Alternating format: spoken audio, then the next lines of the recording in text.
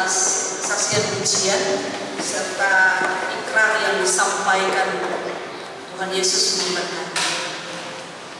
Bapak Ibu jemaat yang dikasih Tuhan, mari kita mempersiapkan hati kita untuk masuk dalam perenungan firman Tuhan. Sebelumnya saya mengajak kita berdoa.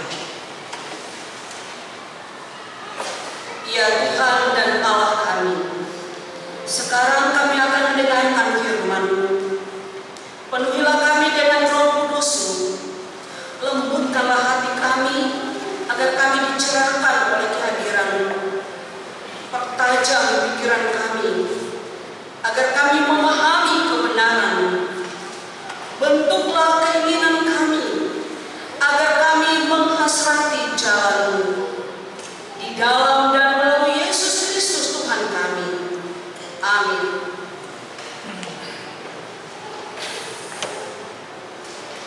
Marilah kita berdiri menyambut pembacaan firman Tuhan yang terdapat dalam Matius 26 ayat 14 sampai ayatnya yang ke-16. Matius 26 ayat yang ke-14 sampai ayatnya yang ke-16. Kemudian bacaan yang kedua Markus 16 ayatnya yang ke-15. Markus 16 ayatnya yang ke-15. Matius 26 ayat 14 sampai 16. Demikian. Yudas mengkhianati Yesus. Kemudian pergilah seorang dari kedua belas murid itu yang bernama Yudas Iskariot kepada imam-imam kepala. Ia berkata, "Apa yang hendak kamu berikan kepadaku kalau aku menyerahkan dia kepada kamu?" Mereka membayar 30 uang perak kepadanya. Mulai saat itu ia mencari kesempatan yang baik untuk menyerahkan Yesus.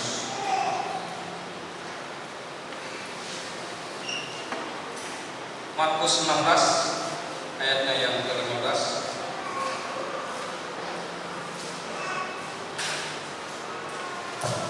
Lalu ia berkata kepada mereka, "Pergilah ke seluruh dunia, beritakanlah Injil kepada segala orang." Demikianlah firman Tuhan.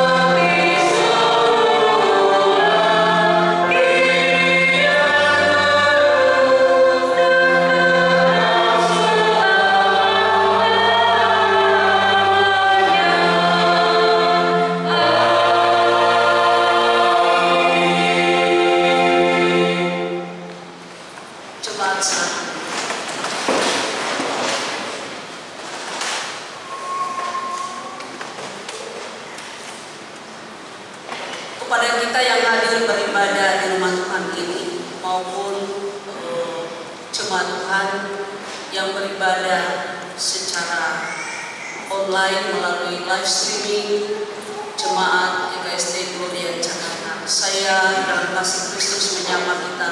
Shalom. Shalom. Sekali lagi shalom. Shalom. Puji Tuhan, kabar baik ya Bapak Ibu jemaat yang dikasih Tuhan. Hari ini sukacita yang luar biasa. Kenapa saya katakan demikian? Selain kita ibadah minggu hari ini, juga dilaksanakan ibadah pembukaan pekan penginjilan untuk Gereja Kristen Sulawesi Tengah.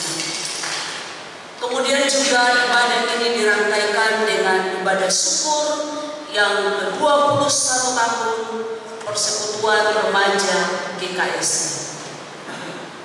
Tema dalam persekutuan ibadah ini adalah hidup dalam pertobatan, berjuang melakukan perintah Tuhan. Hidup dalam pertobatan, berjuang melakukan perintah Tuhan. Jadi ini ada kesinambungan. Kalau kita perhatikan perikop bacaan kita tentang Yudas mengkhianati Yesus, kalau kita mau cocokkan dengan kalender gerejawi, itu harusnya ada di minggu-minggu sebesar. Kita ini kan mau memasuki masa raya Natal. Dan saya percaya ada alasan khusus kenapa ini harus dimunculkan di hari yang berbahagia ini, supaya kita mengerti dan memahami bahwa kasih Allah yang mengalahkan segalanya itu melalui kesaksian ujian sekolah minggu tidak bisa hanya berdiam di kita. Kita yang sudah menerima itu tidak bisa hanya berdiam di kita, tapi harus ada tindakan nyata. Mari kita perhatikan perikop bacaan kita. Yudas mengkhianati Yesus.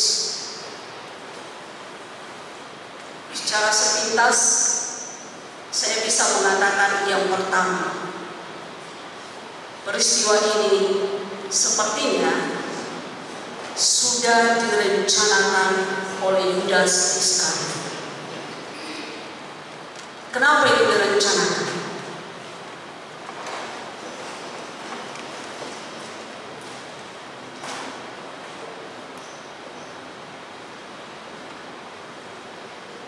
Mari kita lihat bacaan kita.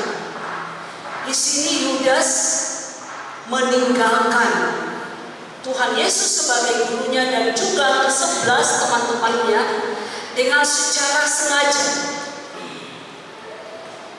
Lalu dia kemana? Dia pergi menemui para imam-imam kepala.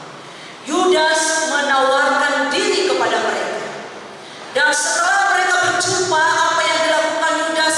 Yudas membuat kesepakatan. Yudas bilang begini, apa yang akan kamu berikan kepada saya, supaya saya bisa menyerahkan orang itu kepada kamu? Barter, tawar menawar.